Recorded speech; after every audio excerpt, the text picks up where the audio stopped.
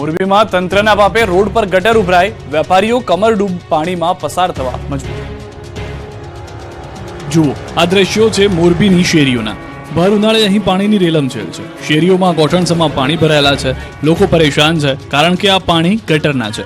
લોકો અહીં ચાલવાનું પણ પસંદ નથી કરતા, પરંતુ વેપારીઓની દુકાનો પાસે ગટરના પાણી ભરાતા વેપારીઓ દુકાન ખોલવી તો કેમ તેવી સ્થિતિમાં છે। પાલિકાને અનેક વખત રજૂઆત કરવા છતાં કોઈ નક્કર પગલાં ભરાયા નથી। જોકે વેપારીઓએ કલેક્ટરને રજૂઆત કરતા પાલિકાના કર્મચારીઓ સફાળા જાગી કામે લાગ્યા।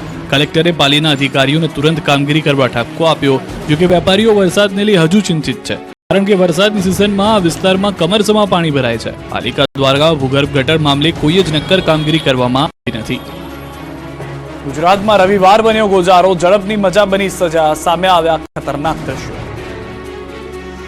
ગુજરાતમાં રવિવાર બન્યો ગોઝારો, રોડ થયા રક્ત રંજિત। આ દ્રશ્યો છે સાબરકાંઠાના। ખેડબ્રહ્મા ગ્રેવિટ હાઈસ્કૂલ પાસે અકસ્માત સર્જાયો। પેસેન્જર ગાડીનો અકસ્માત થતા 4 મુસાફર ઘાયલ થયા, જ્યારે એકનું મોત નીપજ્યું।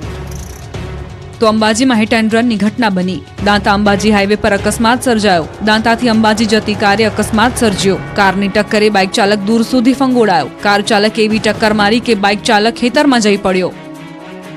વડોદરામાં ઘરના લાઇટ બંધ કરી ઘરના ઉંબરે જ મહિલાનું ઢીમ ઢાળી દીધું। વડોદરામાં દરેક મહિલાઓ માટે લાલબત્તી સમાન ઘટના બની છે। વડોદરાના મકરપુરા વિસ્તારમાં લૂંટ વિથ મર્ડરની ચકચારી ઘટના બની। આ ઘટનામાં લૂંટારુએ ઘરની લાઇટ કાપી નાખતા 70 વર્ષીય મહિલા ઘરની બહાર નીકળતા જ લૂંટારુએ ગળાના ભાગે ચપ્પુના ઘા મારી ગળામાંથી સોનાની ચેન અને બુટ્ટી લઈ ફરાર થઈ ગયા। આ બનાવ અંગે મકરપુરા પોલીસે ઘટના સ્થળે દોડી ગઈ।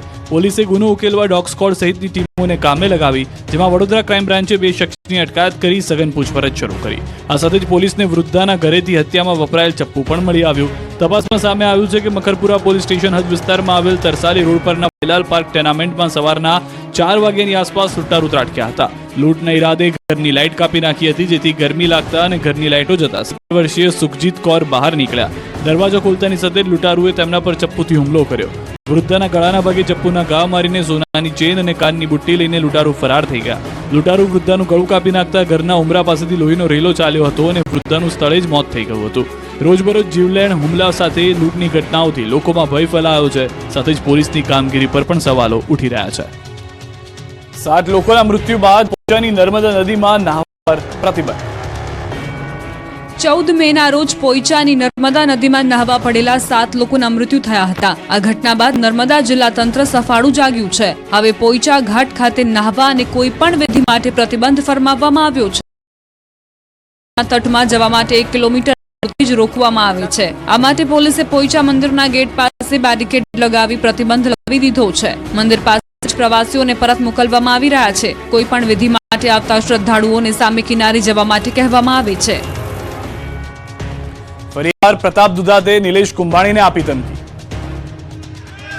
સુરત લોકસભા બેઠક બિનહરીફ થયા બાદ કોંગ્રેસના જ નેતાઓ આમને સામને આવી ગયા છે। સુરત કોંગ્રેસના ઉમેદવાર નિલેશ કુંભાણી અને અમરેલીના કોંગ્રેસના નેતા પ્રતાપ દુધાત આમને સામને આવી ગયા છે। બંને વચ્ચે વાર પલટવાર થઈ રહ્યો છે। બંને એકબીજાને ધાક ધમકી આપી રહ્યા છે। ત્યારે અમરેલી લોકસભા બેઠકની ચૂંટણીનું મતદાન પૂર્ણ થયા બાદ કોંગ્રેસે આભાર દર્શન કાર્યક્રમ યોજ્યો। બેઠકમાં અમરેલી કોંગ્રેસના ઉમેદવાર જેની ઠુમ્મર, પૂર્વ સાંસદ વિરજી ઠુમ્મર, જિલ્લા કોંગ્રેસ પ્રમુખ પ્રતાપ દુધાત સહિતના આગેવાનો અને કાર્યકર્તાઓ મોટી સંખ્યામાં ઉપસ્થિત રહ્યા હતા। આ દરમિયાન પ્રતાપ દુધાતે નિલેશ કુંભાણીના માઈના લાલના નિવેદન પર પલટવાર કરતા કહ્યું કે ઘરની બહાર જાય તો ખ્યાલ આવે શું થાય છે।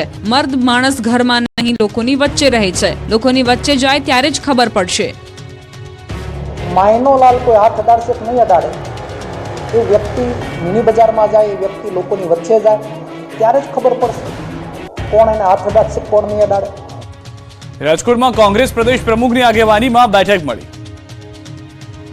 રાજકોટમાં કોંગ્રેસ પ્રદેશ પ્રમુખ શક્તિસિંહ ગોહિલની આગેવાનીમાં બેઠક યોજાઈ। બેઠકમાં જિલ્લા કોંગ્રેસ પ્રમુખ, શહેર કોંગ્રેસ પ્રમુખ, મહિલા સેવા દળ આગેવાન સહિતના કોંગ્રેસના આગેવાનો ઉપસ્થિત રહ્યા હતા। ત્યારે શક્તિસિંહ ગોહિલે કહ્યું, કોંગ્રેસે ક્યારેય પણ સત્તા માટે કામ નથી કર્યું, જનતા માટે કામ કર્યું છે। ત્યારે રાજકોટ જિલ્લા કોંગ્રેસ લલિત વસોયાએ જીતનો વિશ્વાસ વ્યક્ત કરતા કહ્યું, ગુજરાતની 10 થી 12 બેઠકો પર કોંગ્રેસની જીત થશે। આ બાજુ અમદાવાદમાં કોંગ્રેસ પક્ષની બેઠક થશે। 22 તારીખે અમદાવાદ કોંગ્રેસ કાર્યાલયમાં બેઠક। કોંગ્રેસ પ્રભારી મુકુલ વાસનિક અને પ્રદેશ પ્રમુખ ઉપસ્થિત રહેશે। લોકસભા ચૂંટણીના ઉમેદવાર પણ બેઠકમાં હાજર રહેશે। લોકસભા ચૂંટણીમાં રહેલા ઉમેદવાર અને પાર્ટી અનુભવ અંગે થશે ચર્ચા। લોકસભા દીઠ થયેલા મતદાન અંગે માહિતી આપશે। બેઠકમાં જિલ્લા પ્રમુખ, લોકસભા બેઠક નિરીક્ષકો હાજર રહેશે. આ ઉપરાંત ચૂંટણીમાં પાર્ટી વિરુદ્ધ કામ કરનારાનો પણ અહેવાલ મંગાવાશે. અમદાવાદમાં ટ્રાફિક પોલીસની મહેનત રંગ લાવી. અમદાવાદમાં અકસ્માતની સંખ્યામાં ઘટાડો થયો. અમદાવાદમાં વધતી જતી ટ્રાફિક સમસ્યા પોલીસ માટે માથાનો દુખાવો બની ગઈ છે. દિવસે ને દિવસે ટ્રાફિકના કારણે અકસ્માતોની વણઝાર થઈ હતી. અકસ્માતોની સંખ્યા પોલીસ માટે ચિંતાનો વિષય બન્યો હતો, પરંતુ અકસ્માત ઘટાડવા માટે અમદાવાદ ટ્રાફિક પોલીસે કરેલી મહેનત રંગ લાવી છે. આ અકસ્માતની સંખ્યા કેવી રીતે ઓછી થાય તે માટે અમદાવાદ ટ્રાફિક પોલીસે ગ્રાઉન્ડ લેવલનું પ્લાનિંગ કર્યું, જેના કારણે ગત વર્ષની સરખામણીએ આ વર્ષે અમદાવાદ શહેરમાં અકસ્માતની સંખ્યામાં ઘટાડો હોવાનું સામે આવ્યું. એક આંકડાકીય માહિતી પ્રમાણે ગત વર્ષના 4 માસ સરખામણીએ આ વર્ષના 4 માસમાં માત્ર સામાન્ય અકસ્માતની સંખ્યામાં ઘટાડો થયો છે, જ્યારે ગંભીર અકસ્માતની સંખ્યામાં પણ નોંધપાત્ર ઘટાડો થયો. ગત વર્ષે જાન્યુઆરી, ફેબ્રુઆરી, માર્ચ અને એપ્રિલ માસમાં 175 જેટલા ફેટલ પોલીસ ચોપડે નોંધાયા હતા, જ્યારે આ વર્ષે સંખ્યા ઘટીને 108 થઈ છે. જ્યારે વર્ષ 2023ના 4 માસમાં ગંભીર અકસ્માત 237 જેટલા નોંધાયા હતા, જે આ વર્ષે ઘટીને 229 થયા છે. ત્યારે બીજી તરફ સામાન્ય અકસ્માત 31 જેટલા વધ્યા હોવાનું સામે આવ્યું છે. જોકે અમરાઈવાડી, ખોખરા, નિકોલ, ઓઢવ અને રામોલમાં સામાન્ય અકસ્માતની સંખ્યા ગત વર્ષ કરતાં વધી છે. આઈ ડિવિઝનમાં ગત વર્ષે સામાન્ય અકસ્માતની સંખ્યા 19 હતી, જે વધીને આ વર્ષે 29 થઈ છે. અમદાવાદ વાસીઓ ઈ મેમોનો દંડ ભરવાનો બાકી હોય તો ભરી દેજો. 3 અબજના ઈ મેમો વસૂલવાના બાકી.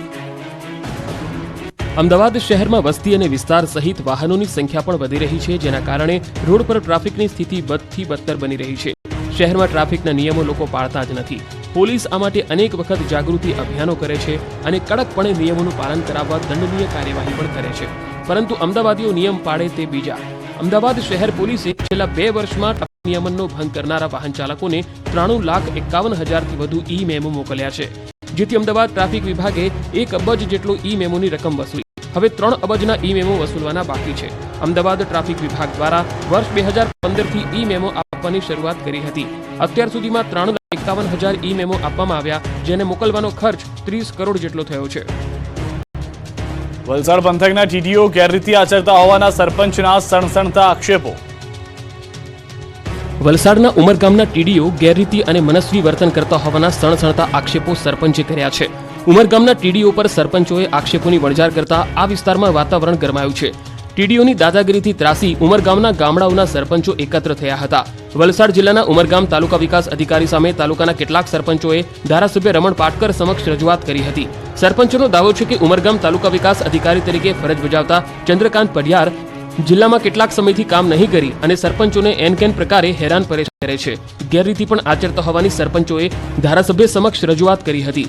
આથી ઉમરગામના ધારાસભ્ય રમણ પાટકરે પણ સરપંચોની આ રજૂઆતને ધ્યાનમાં લઈ આચારસંહિતા પૂરી થયા બાદ તાલુકા વિકાસ અધિકારી ચંદ્રકાંત પડિયારના વિરોધમાં સરકાર સમક્ષ રજૂઆત કરી તેમની બદલી અને તેમના વિરુદ્ધ કાયદેસરની કાર્યવાહી કરવામાં આવે તેવી ખાતરી આપી છે. પ્રી મોન્સૂન એક્ટિવિટીના ભાગરૂપે રાજ્યની મહાનગરપાલિકામાં આવેલા જોખમી હોર્ડિંગ્સ ઉતારવા આદેશ. મહારાષ્ટ્રની રાજધાની મુંબઈમાં વરસાદે તબાહી મચાવી હતી. પેટ્રોલ પંપ પર હોર્ડિંગ પડ્યું ત્યારે તેને ધ્યાનમાં રાખીને રાજ્યના શહેરી વિકાસ વિભાગ અને ડિઝાસ્ટર મેનેજમેન્ટ વચ્ચે બેઠક યોજાઈ હતી, જેમાં રાજ્યની મહાનગરપાલિકા વિસ્તારમાં આવેલા આવા ભારેખમ હોર્ડિંગ્સ ઉતારી લેવા આદેશ અપાયો છે. ઉપરાંત મંજૂરી વગર લગાવવામાં આવેલા હોર્ડિંગ્સ પર પણ તૂટી પડવા આદેશ કરવામાં આવ્યો છે. ગુજરાત રાજ્યની મહાનગરપાલિકા વિસ્તારમાં 15મી મે સુધીમાં ડિઝાસ્ટર મેનેજમેન્ટ પ્લાન આખરી કરી દેવા આદેશ કર્યા હતા, પરંતુ લોકસભાની ચૂંટણીના કારણે તેમાં 2 સપ્તાહ જેટલો સમય આપવામાં આવ્યો છે. આગામી ચોમાસા પૂર્વે મહાનગરોમાં હાથ ધરાયેલા આગોતરા આયોજનની સર્વગ્રાહી તૈયારી કરવા આદેશ થયા છે. અમદાવાદ, સુરત, વડોદરા, રાજકોટ, ભાવનગર, જામનગર, જૂનાગઢ અને ગાંધીનગર મહાનગરપાલિકાઓએ સિટી ડિઝાસ્ટર મેનેજમેન્ટ પ્લાન 204 અન્વયે પ્રી મોન્સૂન એક્શન પ્લાન તૈયાર કરવા આદેશ આપવામાં આવ્યો છે. વેરાવળમાં ખોડિયાર માતાજીના શીતલ નામ